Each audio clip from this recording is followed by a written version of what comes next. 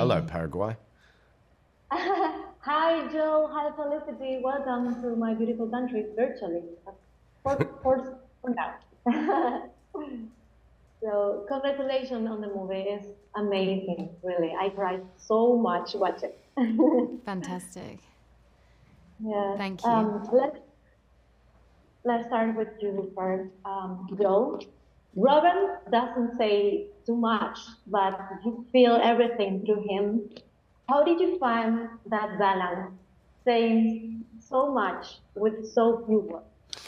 Well, it's a good question. I think the audience, people in general watching the film, hopefully will know the experiences of Robert up to a certain point of love and, what it means to care for and want to protect your family. And for me, I'm a father of young kids. So I think people can know these experiences and hopefully they haven't been through some of the more dark things, but knowing that most people in a life are going to experience loss and grief. And so I think people watching the film can relate to a lot of his experience and wanting to get back together with family and the labours of being away for work. So I could really trust in my own connection to these experiences I have in my life, which feel very close to him.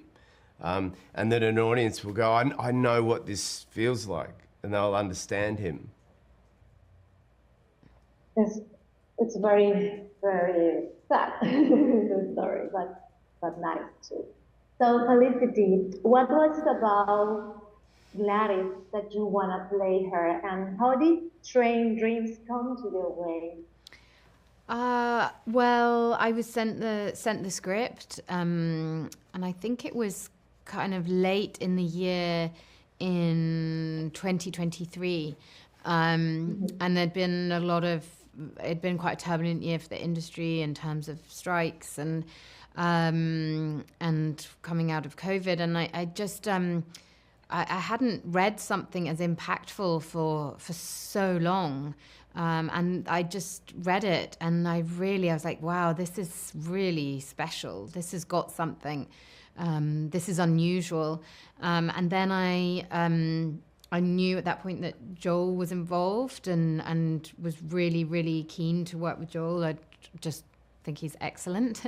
And then met with Clint, and Clint was incredibly, it just clicked, he's brilliant with actors and he's very open. It's a very collaborative process, but he has a sense of, what he wants to do and what he wants to achieve, but he's not intimidated by other people's influence and other people's thoughts on that process. So it was incredibly, it was just a cool thing to be a part of. It was interesting people and harmonious and it's so rare that something is so comfortable to make that is actually good. You feel as though it should be really awful and toxic or whatever, and that somehow in that old-fashioned sense that's going to lead to some great art. But actually this process really showed that it can be very harmonious and collaborative and you can still make something that's excellent. Great. And the last one, because of the time, I know you read the book, Joe, a long time ago, and you imagine maybe to do the film. How do you feel now that the film is there and we all can watch it? I was trying to get the rights to the book 4 years before Clint called me about being in the film.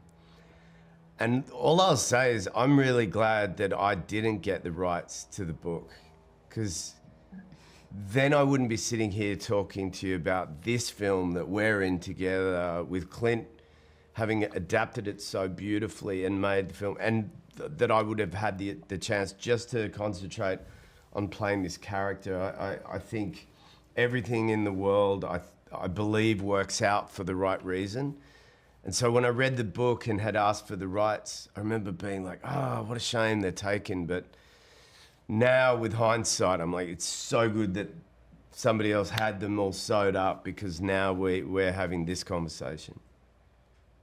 Right. Well, nice to meet you. Congratulations again, and I hope to see you again soon. Thank you. Thanks very much. So much.